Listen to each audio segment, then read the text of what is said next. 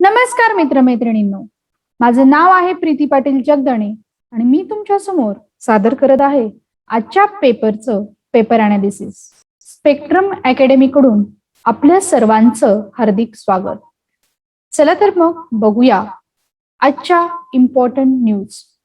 आपली first important news आहे ती आहे एअर इंडियाने टाटाकडे पूर्णतः गेलेली आहे आणि आपण बघत होतो की एअर इंडिया ही तोट्यात असताना आणि कर्जाच्या ओझ्याने वाकलेली असताना एअर इंडियाने ही हवाई वाहतूक कंपनी टाटा सन्सने 18,000 कोटीने खरेदी केली आहे.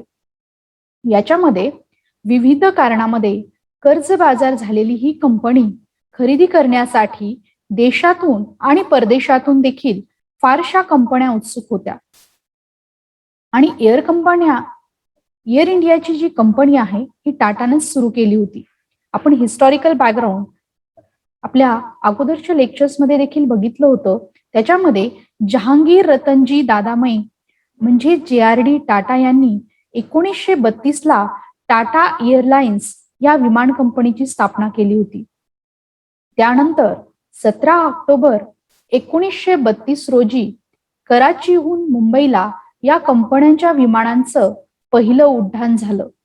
या विमानांचे वैमानिक होते ते म्हणजे JRD टाटा आणि त्यानंतर 1946ला टाटा सन्सने त्यांचं जे विमान करून 1948 मध्ये एअर इंडिया आणि युरोपातील उड्डाणासाठी एअर इंडिया इंटरनॅशनल अशा 2 कंपन्या स्थापन केल्या. ही खाजगी सरकारी भागीदारातली पहिली विमान कंपनी होती. आता असा क्वेश्चन येऊ शकतो की कोणती विमान कंपनी ही पहिली खाजगी सरकारी भागीदारामधली पहिली विमान कंपनी होती? तर ऑब्व्हियसली एअर इंडिया. त्यात टाटांचा वाटा 25% होता तर सरकारचा वाटा हा 49% होता.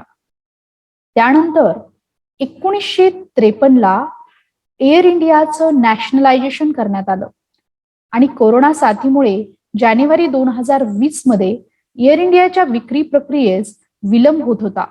यावर्षी एप्रिलमध्ये ही प्रक्रिया पूर्ण झाली आणि नंतर 2020 मध्ये टाटा समूहाने एक प्रकारे त्यांचं जे मनोगत होतं विकत घेण्याचं ते त्यांनी व्यक्त केलं होतं आणि डबल हे जे वर्तुळ आहे 68 वर्षांनी हे वर्तुळ पूर्ण झालं आणि त्यांचीच कंपनी त्यांच्याकडे गेल्यासारखं झाली. चीन आणि भारत यांचे जे रिलेशन्स आहेत ते आता कुठेतरी सुधरत असतानाच भारत आणि चीन यांच्यात तवांग क्षेत्रात यांगत्से येथे या आठवड्यात चकमक झाली. हा प्रकार अरुणाचल प्रदेशात घडला आणि स्थानिक कमांडर पातळीवर याचा वाद मिटवण्यात आला. आता याच्यामध्ये आपण बघू शकतो की 1962च्या युद्धानंतर देखील अरुणाचल प्रदेशच्या काही क्षेत्रावर चीनने आपले क्षेत्र आहे म्हणून त्याची एक प्रकारे अशा ज्या चकमकी आहेत आणि एक प्रकारे त्यांनी काय केलेलं की अरुणाचल प्रदेश हस्तगत करण्याचा प्रयत्न केलेला आणि या चकमकीमध्ये आपल्याला हेच दिसतंय की पीओकेचा तर पार्ट त्यांनी ऑब्व्हियसली चायनाने घेतलेलाच आहे आपल्या अंतर्गत. त्याच्यासोबत त्यांना नॉर्थ ईस्टचा देखील काही पार्ट त्यांच्या हस्तगत म्हणजे त्यांच्या अनेक्स त्यांना करायचा आहे. नेक्स्ट इम्पॉर्टंट लोकसत्ता संपादकीयमध्ये एक पेज आलेला आहे. याच्यामध्ये आपण जी मलेरियातली पहिली जी लस आलेली आहे त्याच्या निमित्ताने हे आर्टिकल लिहिलेलं आहे आणि या आर्टिकलमध्ये जर आपण बघितलं तर कोरोनामुळे जगभर जो उडवलेला हाहाकार आहे आणि निरनिराळ्या लशीवर झालेलं संशोधन या लशीची व्यक्त झालेली अपरिहार्यता एक प्रकारे कंपॅरिझन केलेलं आहे. आपण बघू शकतो की जी कोरोनाची लस आहे ऑब्व्हियसली आफ्रिकेत लेट पोहोचली परंतु मलेरियाची जी लस आहे ती आफ्रिकेला सर्वप्रथम दिली जाईल आणि एक प्रकारे मलेरिया हा कशामुळे होतो तर मलेरियाचा प्रादुर्भावास कारणीभूत ठरणारा सर्वात घातक परिजावी म्हणजेच प्लाझ्मोडियम फेल्सिरपम 4 ते 5 वेळा शरीरात दडून तो रक्तपेशीवर प्रहार करतो. त्याने 5 वर्षाखालील मुलांचा मृत्यू ओढवू शकतो. शिवाय रोगप्रतिकार शक्ती क्षीण होते, वाढ खुंटणे अशा सहव्याधी उद्भवू शकतात. जागतिक आरोग्य संघटनेच्या एका अहवालानुसार जगभरात आजही मलेरियामुळे दरवर्षी 4 लाख माणसे दगावतात. भारतात मलेरियामुळे दगावणाऱ्यांची संख्या हल्ली बऱ्यापैकी अटकात आली असली तरी हजारो आजही बाधित होतच असतात. मलेरिया निर्मूलनासाठी औषध फवारणीसारख्या विविध उपायावर आजही कोट्यावधी रुपये खर्च केले जातात, पण मलेरिया बळीची संख्या बऱ्यापैकी कमी झाली असली तरी अजूनही संपलेली नाहीये. या रोगाची दहशत कमी झालेली नाहीये याचं कारण पोलिओ किंवा स्मॉलपॉक्स या रोगामुळं मलेरियाचं समूळ उच्चाटन भारतातून झालेलं नाहीये. यासारख्या आपण बघू शकतो की पोलिओचं उच्चाटन झालंय, स्मॉलपॉक्सचं झालंय, पण मलेरियाचं अजूनही झालेलं नाहीये.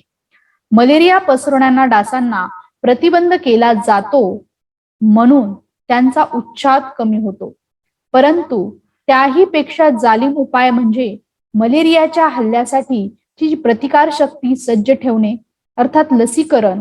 ग्लॅक्सोस्मिथक्लाइन या ब्रिटिश कंपनीने विकसित केलेल्या मास्कोरिक्स याचं शास्त्रीय नाव आहे RTS या लशीच्या प्रत्यक्ष वापरास WHO ने हिरवा कंदील दाखवलाय. आणि आपण ही कालच न्यूज कव्हर केली होती की पहिली लस आलेली आहे मलेरियावरची, मायक्रोरिक्स. या लसीच्या चाचण्या केनिया, घाना, मालावी म्हणजेच आफ्रिकेच्या देशात झाल्या आणि याच्यामध्ये बरेचसे पॉझिटिव्ह रिझल्ट देखील आढळले. या लशीची जी परिणामकारता आहे ती 30% आहे. कोरोना प्रतिबंधक बहुतेक लशीची 70 ते 90% इफेक्टिव्हनेस आपल्याला दिसतो, तर या लशीच्या तुलनेत मायक्रोरिक्स फारच कुचकामी वाटण्याची शक्यता अधिक. मग तिचा इतका गाजावाजा कशासाठी करायचा, अशी लस बनवण्यासाठी इतकं वर्ष का लागावीत, या प्रश्नाची उत्तरं शोधताना सध्याच्या कोरोना प्रतिबंधक लस विकसन प्रयत्नातही नव्या जाणीवा तयार होतात. मायक्रोरिक्स विषयी थोडं तपशिलाने जर बघितलं तर जगात 100हून अधिक प्रकारचे मलेरिया परजीवी अस्तित्वात आहेत. त्यापैकी 5 अधिक संसर्गजन मानले जातात. त्यातही सर्वाधिक घातक जो परजीवी आहे तो आहे प्लाझ्मोडियम फ्लेरिसेपम. भारतामध्ये प्लाझ्मोडियम वायवेक्स हा परजीवी अधिक प्रभावी ठरतो, तर मायक्रोरिक्स लस मात्र प्लाझ्मोडियम फेलिसिरपम च लक्ष करणारी आहे. या लशीच्या चाचण्या 2015 मध्ये चालू झाल्या होत्या. यात सरासरी 10 पैकी 4 मुलांना मलेरियाचं सरसकट संरक्षण मिळाल्याचं आढळलं. म्हणजे काही पॉझिटिव्ह सायन्स या लसीने दिले. याशिवाय 1/3 रुग्णांना रक्त संक्रमणाची वेळ आली नाहीये. याच्यामध्ये सगळ्यात चॅलेंजिंग आहे की औषधशास्त्र आणि सूक्ष्मजीवशास्त्रातील दाखले घ्यायला आपण बघितलं तर मनुष्य आणि डासामध्ये वाढणारा प्लाझ्मोडियम हा परजीवी एक प्रकारे चॅलेंजिंग ठरलेला आहे. याच्यामध्ये एकरत पेशी, लाल रक्तपेशी दडून बसण्याची त्याच्यामध्ये शक्यता आहे आणि एक प्रकारे ती मोठी एक डोकेदुखी बनत चाललेली आहे. एक प्रकारे आपण अनालिसिस बघितलं की कशा पद्धतीने मलेरियाची लस आणि कोरोनाचं एक अनालिसिस बघितलं. नेक्स्ट आपली इम्पॉर्टंट न्यूज आहे ती आहे मारिया रेसा आणि दिमित्री मुरातेव यांना शांततेचं नोबल कशाबद्दल मिळालेलं आहे की एक प्रकारे त्यांनी निर्भीड आणि निपक्ष अशा पत्रकारांना हे शांततेचं नोबल प्रदान केलेलं आहे. याच्यामध्ये आपण बघू शकतो की फिलिपिन्सच्या ज्या पत्रकार आहेत त्या मारिया रेसा आणि रशियातील पत्रकार दिमित्री मुरातोव यांना 2021चा शांततेचा नोबल पुरस्कार जाहीर करण्यात आला आहे. याच्यामध्ये अभिव्यक्ती स्वातंत्र्यासाठी दिलेल्या लढ्यासाठी त्यांना गौरवण्यात आलेलं आहे. म्हणजे आपल्या देखील कॉन्स्टिट्यूशनने आपल्याला राईट टू एक्सप्रेशन दिलेला आहे, परंतु त्यांनी निर्भीडपणे निष्पक्षपणे जगातून एक प्रकारे शांततेचं काम केलेलं आहे. याच्यामध्ये जर आपण फिलिपिन्सच्या पत्रकार मारिया रेसा यांचं काम बघितलं तर रेसा यांनी फिलिपिन्स मधील एकाधिकारशाही विरोधात रॅपलर या डिजिटल माध्यम कंपन्यांच्या मार्फत लढा दिला. ड्युटर्ड हा वादग्रस्त राजवटी विरोधात त्यांनी आपला आवाज उठवला. अंमली पदार्थाविरोधात आपली मतं मांडली. त्या देशात अंमली पदार्थाने मृत्यू पावणाऱ्याची संख्या खूप मोठी होती, त्या विरोधात देखील त्यांनी लढा दिला. रेसा यांनी फिलिपिन्समध्ये एक प्रकारे एकाधिकारशाहीला देखील आव्हान दिलं. त्याचबरोबर रशियाचे पत्रकार दिमित्री मुराताव यांनी रशियात अभिव्यक्ती स्वातंत्र्याचा पुरस्कार केला. 1993 मध्ये नोवोजा गॅझेटा हे वृत्तपत्र त्यांनी स्थापन केले. 24 वर्ष ते त्याचे संपादक होते. त्यांनी सत्ताधाऱ्यावर टीका करून पत्रकारिता केली. त्याच्यामध्ये भ्रष्टाचार, राजकीय हिंसाचार, बेकायदेशीर अटका, निवडणूक प्रकार, रशियन लष्कराने वापरलेले जलपकाचे काफिले याच्यावर त्यांनी टीका केली. चला तर मग नेक्स्ट इम्पॉर्टंट न्यूज बघूया. लडाख मधील कामगिरी हवाई दलाच्या सज्जतेचं एक प्रकारे प्रतीक आहे. भारतीय हवाई दलाने पूर्व लडाखमध्ये गेल्या काही वर्षीची जी कामगिरी घेता आजच्या एक प्रकारे सज्जतेचं ते प्रतीक आहे, असं मत हवाई दल प्रमुख VR चौधरी यांनी व्यक्त केलंय. 89च्या हवाई दल दिनानिमित्त म्हणजे काल आपण बघितलं होतं की काल 8 ऑक्टोबर हा हवाई दल दिन म्हणून म्हणजेच इंडियन एअरफोर्स डे म्हणून साजरा केला जातो. आणि त्याच्या 89व्या हवाई दल दिनानिमित्त हवाई दल युद्धांना उद्देशून केलेल्या भाषणात त्यांनी सांगितलं की परकीय शक्ती आपल्या देशाची सीमा ओलांडण्याची हिंमत करू शकत नाही. हे आपल्या एक प्रकारे हवाई दलाने दाखवून दिलंय. ही आव्हाने वाढतच राहणार आहेत. त्याचबरोबर आपली क्षमताही वाढत राहील. पूर्व लडाख मधील कामगिरीमुळे राष्ट्रीय प्रयत्नांना देखील एक प्रकारे पाठबळ मिळालंय. त्या भागातील सुरक्षा स्थिती, त्या पलीकडे भूराजकीय घटकांना अंतर परिणाम महत्वाचा आहे. आता याच्यामध्ये की जो वर्धमान दिन होता त्याच्यामध्ये जवळजवळ 75 विमान एक प्रकारे सरावासाठी सामील झालेली आपल्याला दिसतात. जर आपण बघितलं तर 8 ऑक्टोबर हा जो दिवस होता तो इंडियन एअरफोर्स डे म्हणून साजरा केला जातो. आणि 1932ला पहिल्यांदा जेव्हा रॉयल एअरफोर्स युनायटेड किंगडमचं होतं तेव्हा पहिल्यांदा एअरफोर्स डे जो आहे तो साजरा केला गेला होता. त्यानंतर 1940ला वर्ल्ड वॉर 2 मध्ये एअरफोर्सचं पार्टिसिपेशन झालं होतं. 1939 ते 1945च्या काळामध्ये जे सेकंड वर्ल्ड वॉर चालू झालं त्या काळात एअरफोर्सचं पार्टिसिपेशन होतं. त्यानंतर 1950ला इंडियन एअरफोर्स ही अस्तित्वात आली आणि ती नंतर एक स्वायत्त संघटना आपली बनली. भारताची जी एअरफोर्स आहे ती 4th लार्जेस्ट एअरफोर्स म्हणून ओळखली जाते जगामध्ये. फर्स्टला कोण आहे? US, China, Russia. त्यानंतर 4th लार्जेस्ट नंबर जो येतो तो ऑब्व्हियसली इंडियाचा येतो. इंडियन एअरफोर्सचं जे ऑफिस आणि हेडक्वार्टर आहे ते न्यू दिल्लीला आहे. अशा पद्धतीने आपण ही न्यूज कव्हर केली. चला तर मग नेक्स्ट न्यूज कडे वळूया. मॉनिटरी पॉलिसीची मीटिंग झाल्यानंतर व्याजदर जैसे ते राखणारे रिझर्व्ह बँकेचे पतधोरण आलेले आहे.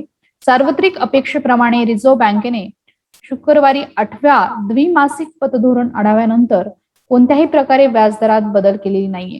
त्याच्यामध्ये कोरोनाने जखडलेली अर्थव्यवस्था सावरत असल्याने 1.5 वर्षाच्या काळात सुरू केलेले अर्थप्रोत्साहक उपाय टप्प्याटप्प्याने मागे घेण्याचे संकेत एक प्रकारे त्यांनी दिलेले आहेत. 6 सदस्य असलेल्या मॉनिटरी पॉलिसीची जी कमिटी आहे त्याच्यामध्ये सध्या रेपो दर 4% पातळीवर आहे. तर रिव्हर्स रेपो रेट हे 3.35% वर आहे. आता याच्यामध्ये रेपो रेट म्हणजे सेंट्रल बँक शॉर्ट टर्म साठी जेव्हा बँकेला कर्ज देते तेव्हा त्याला रेपो रेट असं म्हटलं जातं. सेंट्रल बँक म्हणजे RBI जेव्हा बँकेला कर्ज देते शॉर्ट टर्म साठी तेव्हा ते रेपो रेटने दिलं जातं. आणि जेव्हा बँक RBI ला कर्ज देते शॉर्ट टर्म साठी तेव्हा त्याला रिव्हर्स रेपो रेट म्हणून ओळखलं जातं. आता हे जे आहे हे रिपर्चेसिंग अग्रीमेंट आहे आणि रिव्हर्स रेपो जे आहे ते रिव्हर्स रिपर्चेस अग्रीमेंट आहे. आता याच्यामध्ये रेपो रेट मध्ये सेंट्रल बँक जेव्हा त्यांना लोन देते तेव्हा त्या गव्हर्नमेंट सिक्युरिटी सेंट्रल बँकेकडून घेते. सेंट्रल बँकेकडून गव्हर्नमेंट सिक्युरिटी घेऊन त्यांना एक प्रकारे लोन दिले जातं. आणि रिव्हर्स रेपो रेट मध्ये कमर्शियल बँक जेव्हा त्यांना लोन ग्रँट करते रिझर्व्ह बँकला तेव्हा एक प्रकारे त्या सिक्युरिटीज ज्या आहेत त्या RBI ला देते आणि स्वतः पैसे घेते. The reverse repo rate is the rate of which commercial bank grant loan to the Central Bank of India. म्हणजे RBI ला एक प्रकारे पैसे देते आणि स्वतः बॉन्ड्स घेते RBI कडून. म्हणजेच गव्हर्नमेंट सिक्युरिटी घेते. आता अर्थव्यवस्थेत सुधारणा आपली दिसून येत असून आर्थिक वर्ष 2021-22 साठी सकल राष्ट्रीय जे उत्पादन आहे त्या वाढीचा दर 9.5% पातळीवर राहण्याचा रिझर्व्ह बँकेचा एक प्रकारे अंदाज आहे. मात्र मार्च 2022 अखेर महागाई दराबाबतचे अनुमान 5.3% आणलं जाईल असं देखील याच्यामध्ये सांगितलंय. आता याच्यामध्ये तरलता व्यवस्थापन मध्ये साथीच्या प्रादुर्भावाची अर्थव्यवस्थेला बाधा होऊ नये म्हणून बँकिंग व्यवस्थेमध्ये पुरेशी तरलता राखण्यासाठी रिझर्व्ह बँकेने एक प्रकारे विशेष उपाय योजले होते. म्हणजे लिक्विडिटी एक प्रकारे बाजारात खेळती राहावी त्यासाठी त्यांनी विविध प्रोव्हिजन्स केलेल्या होत्या. त्यामध्ये आता अर्थव्यवस्था सावरताना दिसत असून बँकिंग व्यवस्थेमधील जी पण अतिरिक्त रोकड तरलता आहे ती टप्प्याटप्प्याने कमी करण्याचा मानस त्यांचा आहे. सध्या जी रोकड तरलता आहे त्याचं प्रमाण 9 लाख कोटी एवढं झालेलं आहे. ती तरलता व्यवस्थापनाचे उपाय धडकपणे न राबवता हळूवार आणि क्रमाने राबवली जाईल. तरलता शोषून घेणाऱ्या 14 दिवसाच्या व्हेरिएबल रेट रिव्हर्स रेपो म्हणजेच VRRR रोख्याचा लिलाव पुढील 2 महिन्यात केला जाईल. आता बघा की हे खूप इम्पॉर्टंट आहे की तरलता शोषून घेण्यासाठी म्हणजेच मार्केटमधील एक प्रकारे जी लिक्विडिटी आहे, सपोज मार्केटमध्ये खूप सारा पैसा झालाय म्हणजेच लिक्विडिटी झालीये, तर काय करणार आता सेंट्रल बँक की एक प्रकारे बॉन्ड रिलीज करणार म्हणजे गव्हर्नमेंट सिक्युरिटी रिलीज करणार. त्याच्यावर स्पेसिफिक इंटरेस्ट रेट दिला जाईल. त्यामध्ये इन्व्हेस्टर काय करणार की हा बॉन्ड परचेस करून सेंट्रल बँकेला पैसा देणार. ओके, किंवा हे जे बॉन्ड्स आहेत ते बँकेला देखील देऊ शकतात, इन्व्हेस्टरला देखील देऊ शकतात. तर त्यामुळे काय होईल की बॉन्ड्स बँकेकडे जातील किंवा इन्व्हेस्टरकडे जातील आणि त्याच्यामुळे मार्केटमधली जी लिक्विडिटी आहे ते कमी करण्यास मदत होईल. सरकारी जी आता गव्हर्नमेंट सिक्युरिटीच्या कार्यक्रमात GSAF कार्यक्रमाची अरेंजमेंट याद्वारे केली जाणार आहे. तसेच IMPS म्हणजे डिजिटल व्यवहारांना जास्तीत जास्त प्रोत्साहन देण्यासाठी इमिडिएट पेमेंट सर्व्हिस या सुविधेसाठी आधी काय होतं की एक प्रकारे लिमिटेशन होतं की 2 लाखाच्या पुढे तुम्हाला ट्रान्सफर करता येणार नाहीये. तर तेच आता 5 लाखापर्यंत एक प्रकारे रिझर्व्ह बँकेने वाढवलेलं आहे. IMPS सुविधा ग्राहकांना net banking, mobile banking, app bank शाखा, ATM किंवा SMS द्वारे उपभोगता येते. नेक्स्ट इम्पॉर्टंट न्यूज आहे ती आहे की भारताच्या पंतप्रधानांनी निधी नाकारल्यास PCB कोलमडेल. म्हणजे PCB काय आहे? आंतरराष्ट्रीय क्रिकेट परिषदेचे 90% निधी हा जो आहे तो भारतामधून उभारला जातो. याचाच अर्थ पाकिस्तानमधील क्रीडा संस्था भारतीय उद्योग समूह चालवतात. त्यामुळं भारताच्या पंतप्रधानांनी आमच्या देशाला निधी नाकारल्यास पाकिस्तान क्रिकेट मंडळ म्हणजे PCB कोलमडेल असा इशारा संघटनेचे अध्यक्ष रमीज राजा यांनी दिलेला आपल्याला दिसतो. म्हणजे कशा पद्धतीने भारतावर त्यांची क्रिकेट टीम डिपेंडंट आहे हे याच्यावरून आपल्याला दिसून येतं. रिदम आणि विजय वीर यांना कनिष्ठ जागतिक नेमबाजी स्पर्धेमध्ये 25 मीटर रॅपिड फायर पिस्तूल मिश्र सांघिक प्रकारामध्ये त्यांना सुवर्ण पदक भेटलेलं आपल्याला दिसतंय. आपण एक विशेष विषयावर फोकस करणार आहोत म्हणजे शरीर स्वास्थ्य आणि ऊर्जेविषयी खोटं प्रलोभन दाखवून विक्री आणि उच्चभ्रू कुटुंबातील मुलं मुली देखील प्रमुख लक्ष म्हणजे तरुणायाला व्यसनात खेचण्यासाठी ज्या ड्रग्सचा उपयोग केला जातो त्याच्याविषयी आपण एक अनालिसिस बघणार आहोत की MD आणि अन्य अंमली पदार्थाची चटक लागलेल्या सुंदर मुलींना हेरून विक्रेते मोफत MD पुरवतात. 4 ते 5 वेळानंतर त्याचं लगेच व्यसन लागतं. मग विक्रेते त्यांना अंमली पदार्थाच्या विक्रीमध्ये गुंतवतात. म्हणजे अशा पद्धतीची ही एक साखळी आहे आणि त्यातून आणखी विद्यार्थ्यांना नशेच्या गोळ्या देऊन ओढलं जातं. पश्चिम उपनगरातील अशीच उच्चभ्रू घरातील मुलगी आणि तस्कराच्या जाळ्यात अडकली होती. त्यामुळे तिने घरातून देखील पलायन केलं. केंद्रीय अंमली पदार्थ विरोधी पथकानेच म्हणजेच NCBने त्याचं समुपदेशन केलं. तसेच शाळेतील मुलांना हेरण्यासाठी कॅन्डी चॉकलेटमध्ये देखील हे मिक्स करून सध्या दिलं जात आहे. अंमली पदार्थाचं व्यसन लागलेली जी मुले असतात ती निष्काळजीत बनतात. दिसणं, कपडे, शरीर स्वच्छता यावर दुर्लक्ष करतात. अंमली पदार्थाची सवय लागली की मुलं एकलकोंडी बनतात. समाजात, कुटुंबात वावरत नाहीत. सण उत्सवात साजरे करण्याच्या गोष्टी टाळू लागतात. त्यांच्या हालचालीमध्ये शिथिलता येते. उत्तम खेळाडू असलेले मुलं देखील सुस्त बनतात. मुलांचा रागाचा पारा लगेच चढतो. आता याच्यामध्ये अनेक हे जे अंमली पदार्थाचे प्रकार आहेत, कोकेन, हेरोईन, LSD, MDMA सारख्या अंमली पदार्थाचा वापर देखील ड्रग्स पार्ट्यामध्ये जास्त करून होतो. आणि याच्यामध्ये अंमली पदार्थ हळूहळू मारणारे एक प्रकारे विष आहे. आणि विशेष करून MD सारखे रासायनिक अंमली पदार्थ फारच घातक आहेत. सुरुवातीला शरीरात एखादी ऊर्जा निर्माण झाल्यासारखं वाटतं, पण त्यानंतर मानसिक आजार, निद्रानाश, मेंदूला इजा असे आजार जडतात. त्यानंतर त्या व्यक्तीचा अगदी तडफडून मृत्यू होतो. तसेच अधिक प्रमाणात अंमली पदार्थ सेवन करणाऱ्याला अचानक मिळणं बंद झालं तर त्याचा हातपाय थरथरणं, डोकं दुखणं, संभ्रम, जीव कासावीस होणं आदी एवढा त्रास होतो. काहींना फिट्स देखील येतात, काहींचा मृत्यू देखील होतो. MD हे अंमली पदार्थ चे नियमित सेवन करणाऱ्या व्यक्तींना 2 ते 3 वर्षात त्यांचा मृत्यू होतो असं तज्ज्ञांचं म्हणणं आहे. आणि आपली जी तरुण पिढी आहे या व्यसनामध्ये जास्तीत जास्त न जायला जास्तीत जास्त अवेअरनेस झाला पाहिजे. आणि त्यांना ह्या चंगुलमधून सोडण्यासाठी विविध अवेअरनेस कॅम्पेन, समुपदेशन सेंटर्स पाहिजेत, जेणेकरून आपली जी युथ आहे त्यांची जी एनर्जी आहे त्याचं युटिलायझेशन आपल्या सोसायटीच्या प्रोग्रेससाठी व्हावं, ना की अशा नशेसाठी. आणि याच्यामध्ये अंमली पदार्थाच्या विक्रीसाठी विक्रेते खोटे फायदे सांगतात की त्याच्यामध्ये MD मध्ये 0 फिगर आणि ऊर्जा मिळते असा अप्रचार करतात. त्यामुळे सुंदर दिसण्यासाठी तासनतास नाचण्यासाठी ज्या बार मधल्या बाला असतात त्याच्या देखील एक प्रकारे MD घेण्याचं प्रमाण वाढलं आहे. त्यांना रजनीगंधामध्ये MD मिसळून त्याचं सेवन करण्यासाठी दिलं जातं. आणि मुंबईमध्ये जर आपण बघितलं तर 50% अधिक ज्या बारबाला आहेत त्या ह्या ड्रग्सच्या व्यसनाच्या अधीन गेलेल्या आहेत असं सूत्राने सांगितलेलं आपल्याला दिसतंय. अशा पद्धतीने आपण या पेपरचं अनालिसिस बघितलं. आता काही PIBच्या न्यूजकडे वळूया. याच्यामध्ये फर्स्ट न्यूज आहे ती आहे रिव्हर रँचिंग प्रोग्राम.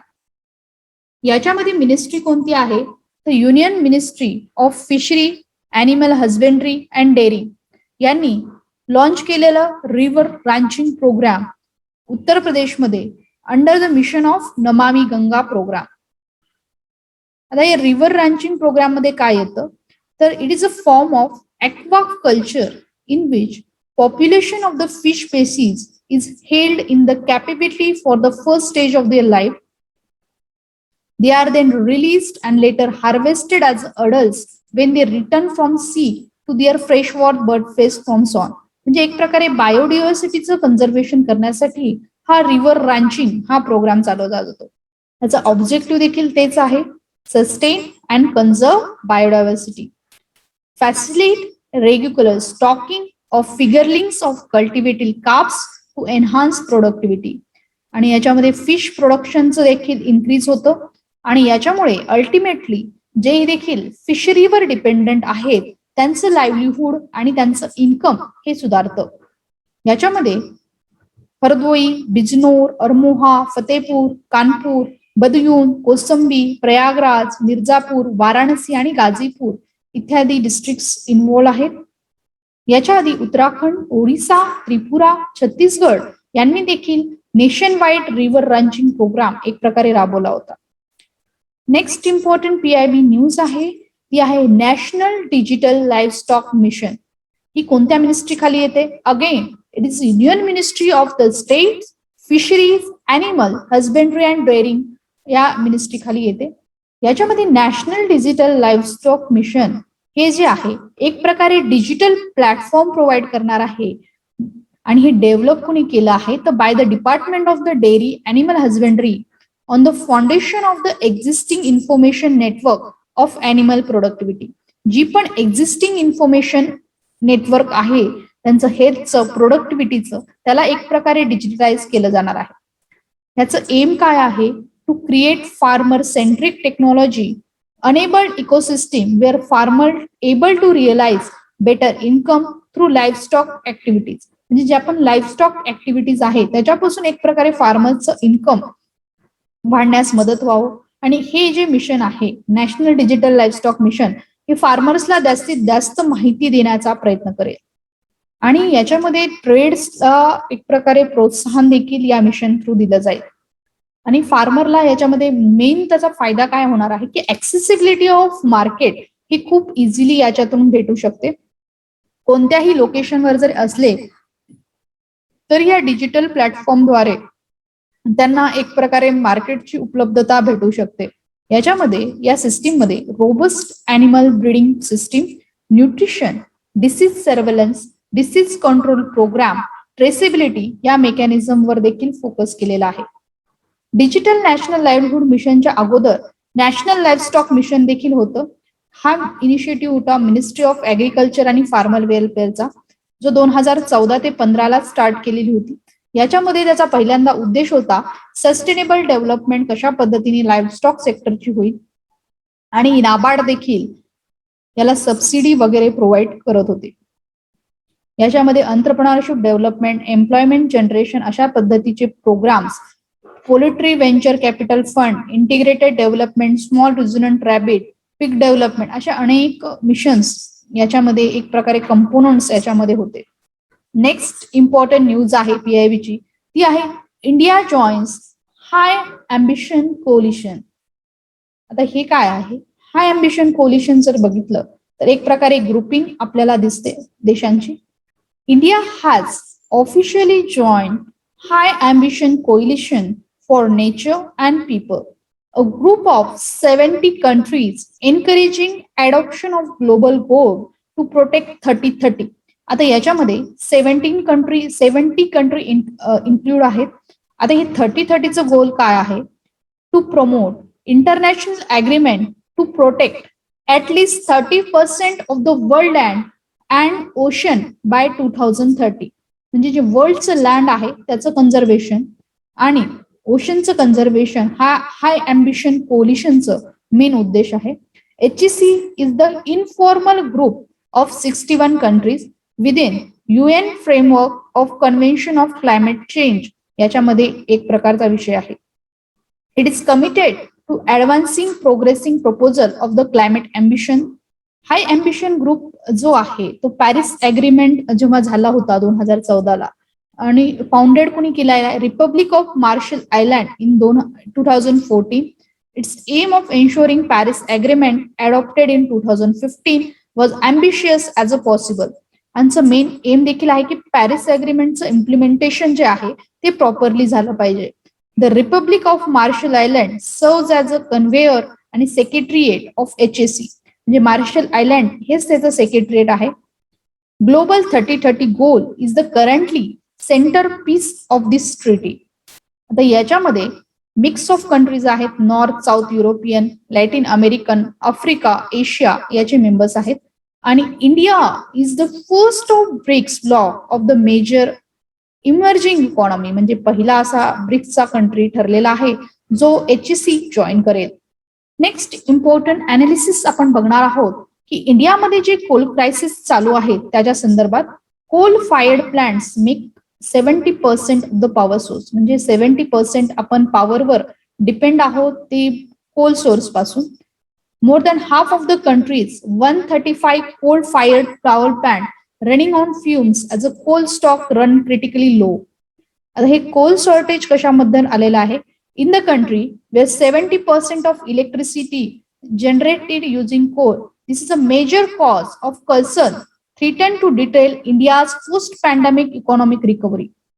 आपण 70% जी वीज प्रोड्यूस करतो ती कोल पासूनच येते आणि इंडिया अशी इकॉनॉमी आहे की आता याच्यामध्ये पोस्ट कोरोनामध्ये 17% जे आहे की इन्क्रीज आपल्याला झालेला आहे पॉवर कन्झम्पशनचा. आणि एक प्रकारे कोल प्राइसेस 40% वाढलेले आहेत. आणि इंडियाचा इम्पोर्ट जो आहे 2 वर्षात सगळ्यात लो झालेला आहे. त्याच्यामुळे हे कोल क्रायसिसचे एक प्रकारे रिझन्स आपल्याला सांगता येतील. India is world second largest importer of the coal. म्हणजे जगामध्ये भारत दुसरा ठरतो इम्पोर्ट करणारा coal. Despite being home to 4th largest coal reserve in the world. Bharat स्वतःच 4थ्या नंबरवर येतो कोल रिझर्व्हच्या. परंतु आपल्याकडे ऍडव्हान्स टेक्नॉलॉजी नाहीये, रिसर्च याच्यामध्ये फंडिंग खूप कमी आहे. त्याच्यामुळे भारतात कोल रिझर्व्ह असून देखील आपण सेकंड लार्जेस्ट कंट्री आहोत इम्पोर्ट करणाऱ्या. Power plants that usually rely on the imports now heavily depend on Indian coal, adding further pressure early stage domestic supply. आणि ह्याच्या पद्धतीने एक प्रकारे प्रेशर एक प्रकारे इंडियावर वाढत चाललेला आहे. आणि अजून जे रिझन्स आहेत क्रायसिसचे India's production lagged as country tied to reduce dependence on coal. म्हणजे भारत जगातला वर्ल्ड मधला चौथा लार्जेस्ट कोल रिझर्व्ह असून एक प्रकारे प्रोडक्शन लॅगिंग आहे. कशामुळे की एक प्रकारे क्लायमेट टार्गेट्सला अचीव करायचं आहे. The prices of the power generation fuel are surging globally as electricity demands rebounds electrical growth. म्हणजे एक प्रकारे इंडस्ट्रीयल ग्रोथ याच्यामुळे त्याची हानी होऊ शकते. आणि इंडिया एक प्रकारे कम्पीट करतोय चायनाला की कशा पद्धतीने आपल्याला देखील जास्तीत जास्त निर्यात करायची आणि त्याच्याच पार्श्वभूमीवर ही जी कोल क्रायसिस आहेत ते उद्योगधंद्याला म्हणा एक प्रकारे सेटबॅक देऊ शकतात.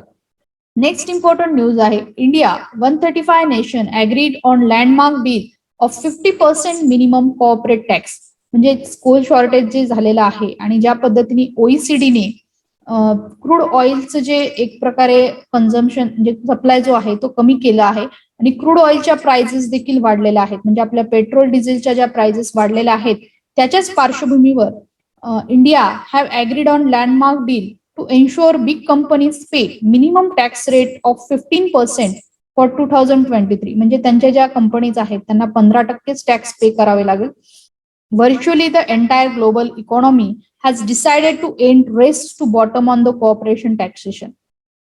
नेक्स्ट इम्पॉर्टंट न्यूज आहे की इंडियाचे जे स्टार्टअप्स आहेत ते जवळजवळ $25 बिलियन वाढलेले आहेत आणि ही खूपच चांगली गोष्ट आहे की इंडियाचे स्टार्टअप वाढलेले आहेत. ऍक्च्युअली मध्ये जो अनएम्प्लॉयमेंट आपला रेट वाढलेला आहे त्याला कुठेतरी कप करण्यासाठी ही खूपच इम्पॉर्टंट न्यूज आहे की Indian startup have raised over 25 billions in funding across 774 deals so for this year. म्हणजे ह्याच्यामध्ये जो डेटा पब्लिश केलेला आहे व्हेंचर इंटेलिजन्स मध्ये त्याच्या अंतर्गत हे सांगण्यात येत आहे. नेक्स्ट इम्पॉर्टंट न्यूज आहे ती आहे की Brazil became second country to report over 6 lakhs COVID-19 deaths. म्हणजे ब्राझील अशी दुसरी कंट्री बनलेली आहे US नंतर की ज्याच्यामध्ये सगळ्यात जास्त डेथ रेशो आपल्याला कोरोनाचा आढळतो आपण बघू शकतो. त्यानंतर लास्ट न्यूज आपली इम्पॉर्टंट आहे ती आहे images of the NASA rover shows Mars G0 crater वर once lake that saw the flash flood. म्हणजे जे नासाने जे मिशन पाठवलेलं आहे त्याच्या अंतर्गत मार्सवर आपल्याला काही इव्हिडन्स भेटलेले आहेत की तिथे ऑलरेडी फ्लड येऊन गेलेला आहे किंवा तिथे लेक्सचे देखील एक प्रकारे आपल्याला इव्हिडन्स सापडलेले आहेत. The image taken by Perseverance rover have confirm that Mars now dry G0 Carter once lake fed steadily by small river billions year ago. NASA said researchers found evidence showing that Carter endured flash flood that could move larger boulder for mile.